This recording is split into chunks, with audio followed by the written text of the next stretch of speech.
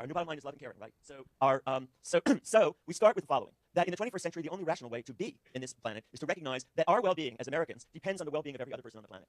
We no longer will accept a president who gets up and says, "God bless America," and doesn't simultaneously say, "and every other nation and people on the planet," because it is fundamentally irrational to look at the world that way. But what's our strategy? How are we going to deal with the danger in the world? What's our strategy for homeland security? What should foreign policy be based on? Well, what we argue, and again, I'm saying it in very vulgar ways here, but I say in the book it's laid out in a much more detailed and more sophisticated way. We argue that for the last 5,000 years, human beings have bought into, or these governments and people with power bought into the idea that our most effective way of providing homeland security is domination and control over the other. Viewing the world from the standpoint of that the world is a fearful place and that other people are likely to take advantage of you and get power over you. A consciousness which seems totally reconfirmed by our experience every day in this society. Right? In which, for all the reasons that I took such a long time to lay out before about why people would think that the world is like that, why wouldn't they think that when their daily life experience is constantly based on that very same principle of everybody taking advantage of everybody else or maximizing their own advantage without regard to the consequences for others in every sphere? Of course, that then seems just so obvious, so common sense, so to speak. Now, we're saying that strategy, the strategy of domination, has failed, and that the appropriate strategy for homeland security to protect the United States is a strategy of generosity. That we want to replace domination with generosity. And this is something you will not hear from any of the presidential candidates, no matter how enthusiastic you get about them, because none of them are willing to challenge the fundamental assumptions on which it all rests. Even, I might say, Carter. Even Carter. Okay, what? Even Kucinich, okay? Even Kucinich. They're not willing to get to the fundamentals. They'll talk about we should replace militarism with diplomacy. But diplomacy is simply a word for non-military ways to coerce the world into following what's in our interests. Not a paradigm shift in which what we say is we are part of this world as a totality, in which it's not our interests anymore that are the determining factor. Or another way of putting this, which is I think more accurate, is to say that the irony of the 21st century, ironic reality, is that these old spiritual values from 2,000 and 3,000 years ago are no longer just pure idealism. They are actually the practical necessity of the 21st century. That is, that our best interests are served by not focusing on our best interests. Can you get that? Okay? That our best interests are served by focusing on what's the best interest of everyone. That we are going to be more secure if we are able to overcome the nationalist, or nationalism is only self-looking out for number one writ large onto a whole society. It's that same consciousness that I've been talking about all through this presentation. It's we're first, our needs are first, and if other people get anything out of it, that's great, but really what we're about is let me get what I can for myself. So okay, strategy of generosity as the core new notion of what a foreign policy should be about. Okay, not only, okay, just because I like to step on anybody's feet I can, okay, not only nonviolence, okay, not only nonviolence, a whole fundamentally different paradigm of what politics should be about. Why should I be nonviolent if the next one is going to screw me? You have to challenge the assumption that that world is like that, or that the world has to be like that, and it cannot be different in any fundamental way. And that's why we are working together, because Michael shares that spiritual consciousness as part of, which leads him and me to being nonviolent. But one last thing, and then I'll stop, is you'll see in the ad that what we then say as fundamental is, okay, let's translate that concretely. So we're calling for a global Marshall Plan. A global Marshall Plan to use between 1% and 2% of the gross domestic product of the United States each year. Now, I'm not talking about the budget. I'm talking about the gross domestic product of the United States, which is considerably larger than the budget. The GDP. 1% to 2% of the gross domestic product of the United States. Any water? I'm about to go. Each year for the next 20 years to once and forever eliminate global poverty, homelessness, hunger, inadequate education, inadequate healthcare, and repair the global environment. That is our program, okay, for politics, okay? The global Marshall Plan. Global means we're part of the globe too, okay? So it's domestic and global. And the global Marshall Plan is not just, now, some refinements and then I'll stop. We're not talking about dumping money on countries that are corrupt or that are going to siphon all the money off of their dictators and so forth. If we're going to do a global Marshall Plan, it's going to be done in a way that is thought out in terms of how you reach the best interest of the people in the society. Step number one is to involve them in the planning.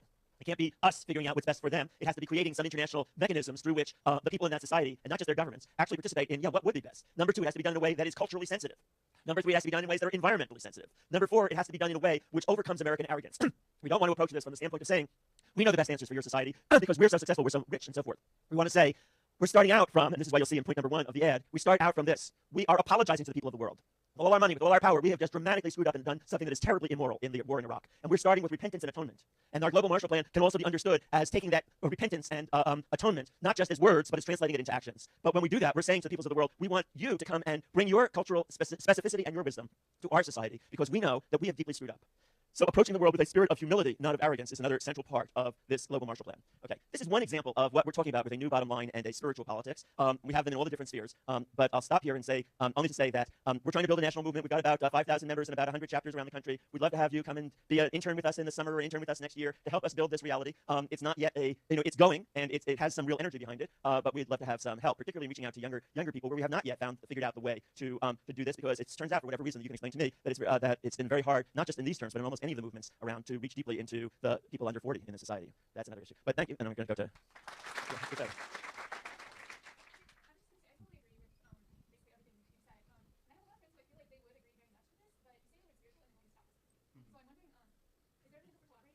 she said that she has a lot of friends who would... Why don't we just give it to her? Amy? Yeah. Amy does not want to be on camera, but she does want to. So I totally agree with everything that you said, and I feel like I have a lot of friends who would agree with these policies and the idea, just the ideas of the personal isolation in our society and the competitiveness. But you say the word spiritual, and they're going to stop listening to you, and I don't know if you can change that. So, what is the potential for collaborating with secular movements? And have you heard of cosmopolitanism, which is the idea of every human being has equal moral value, and there are policies to outline that? And it's very, very similar to this, but the rhetoric is entirely secular. So do you see potential for collaboration with movements like that? Well, the first thing I want to talk on two different levels. One is absolutely yes, we want to do that. We would love to work with anybody who shares every other part of the program except the word spiritual or God or religious or whatever. Fine, I'd be happy to have a movement that talked in these terms that was really about the same thing.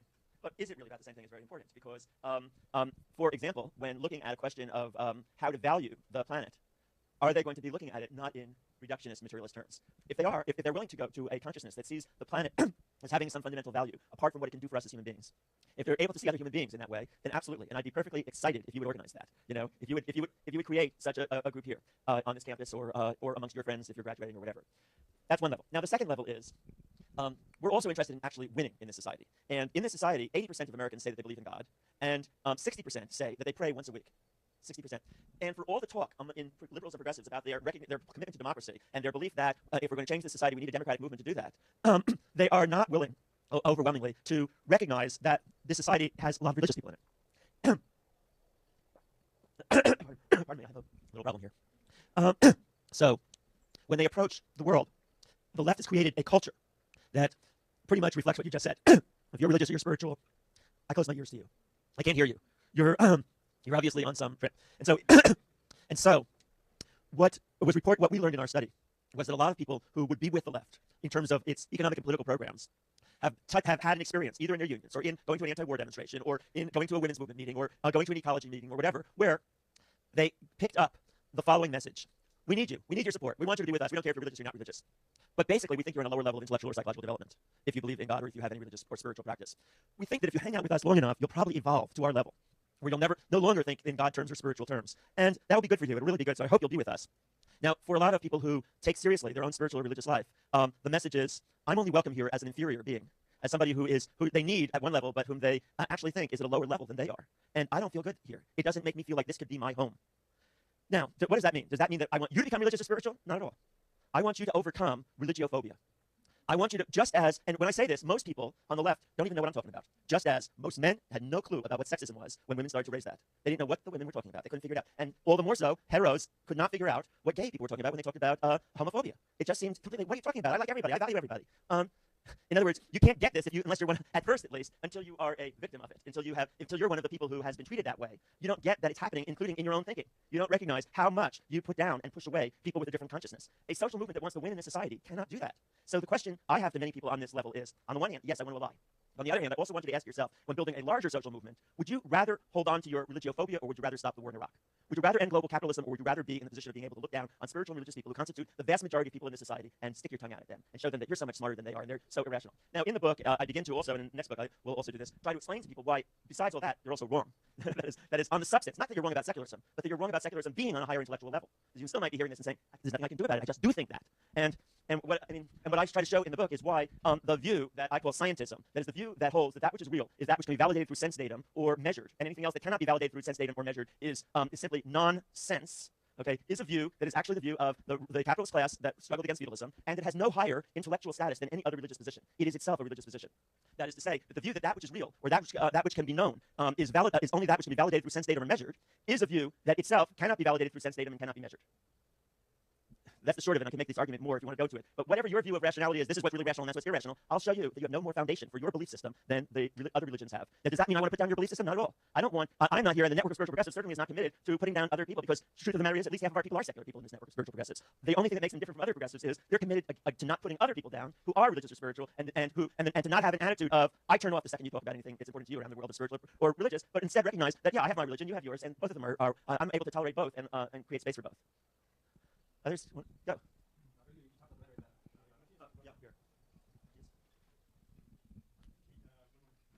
Okay, so really briefly, earlier you talked about the rhetoric that the right wing uses, and I didn't quite understand whether you said they championed the cause for either side, and I didn't understand whether they're bashing the other side, blaming it, or whether they're championing both sides, and so confusing, you know. In regard to materialism and selfishness. Yes, you also talked about the women's movement or sexism. They were now are they blaming the spiritual side or the left side? Are they blaming them for the capitalist society?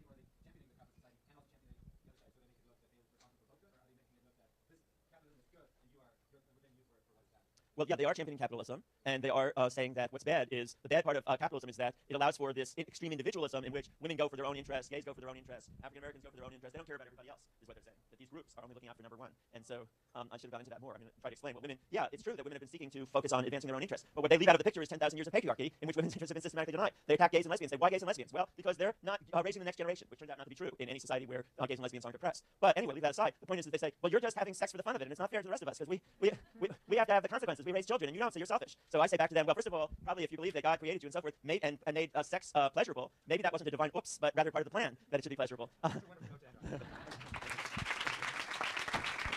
That was wonderful. Okay, so Before you all go, if you yeah. One last sentence, which is, if you want to contact me about an internship, it's Rabbi Lerner, RABBILERNER, Rabbi Lerner, at tikkun, TIKKUN.org. I'll email that. And if you want to work with us in any way, as you said, you want to write for Tikkun, whatever, connect with me. Thank you. Before you all go, if you happen to have a minute, we're sending this poster to Iran, and we would like to sign it as a goodwill gesture from all of us. If you're going to take care of that?